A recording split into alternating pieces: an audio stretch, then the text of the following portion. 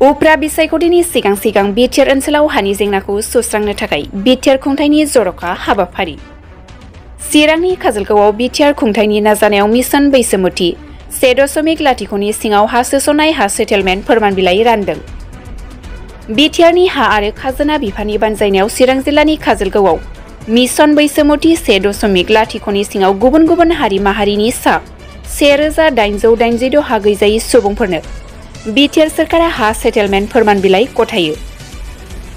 दिनै काजलगावआव थानाय सप्तायारि हाथाइनि सावरायमेल हलाव रोजा रोजा मुलाम्फायारिफोरनि नुजाथिनायजों हाबाफारियाव रायजो सभानि एमपि रोनगोरा नार्जारी,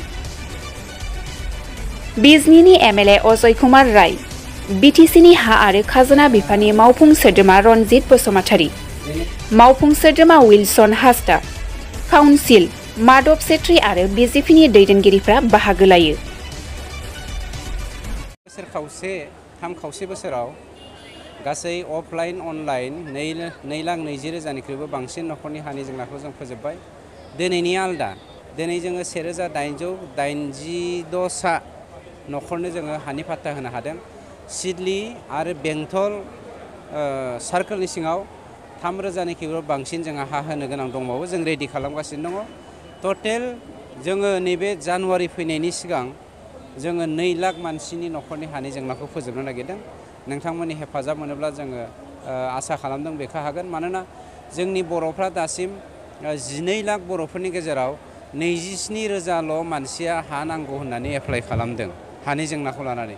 गतिके नोंथांमोननि मेडियानि गेजेरजों आं गुरैयै दुलाराय बर' हारि आरो मोनफ्रोमबो हारिनि साफ्रोमबो रायजो राजाजों खावलायदों जेन हानि जेंनाखौ सुफुंनो थाखाय बयबो एप्लाइ खालामनांगौ मिशन बैसोमुथिनि गेजेरजों। 17 बोसोर बिटिआर सरकार सालायनायाव बिथांमोना गासै 15,000 मानसिनि हानि जेंनाखौल' सुफुंदोंमोन। बेबो बासि बिपिएफनि लिडारफोरनि थाखायल'। बिथांमोना खुनु हानि पलिसि गैयामोन, गोसो गैयामोन मावनो। हानि जेंनाखौ दोनबाय थायोब्ला जोंनि गेजेराव नांलाय खमलाय जाबाय थागोन। नांलाय खमलाय जायोबा पलिटिकेलि बिथांमोना लाब जागोन, बे थांखिजों बिथांमोना खामानिखौ मावाखै। जोंनि बर' फिसाफोरखौ दासिम ग्रेजिं लेंकआव थानायखौ जों नुनो मोनदों। ग्रेजिं लेंकनि खामानिखौ जोङो मावफुंगासिनो दङ। आं बेखौ मिडियायाव बुंथ'ला। एप्लाइ खालामनांगौ, नोंथांमोननि मिडियानि गेजेरजों बिसोरखौ खावलायदों। ग्रेजिं लेन्डआव थानाय साफ्रोमबो बर' फिसाफ्रा एप्लाइ खालामनांगौ। लेन्डनि गुबै ओंथियानो जादों सान्थि। मुलुगाव बयनिख्रुइबो सान्थिसिन थावनियानो जादों सुइजारलेण्ड। आरो बिटिआरआव जोङो सान्थि गायसनबाय माने सुइजारलेण्ड जाबाय। गोबां मानसिफ्रा असान्थिखौ लुबैखायनो बिथांमोना सुइजारलेण्ड। व्हाट इज द मिनिं अफ सुइजारलेण्ड, व्हाट इज द मिनिं अफ पिस, बिनि डिफारेन्सखौनि मिथियाबाथ' बिथांमोना बुंखागोन।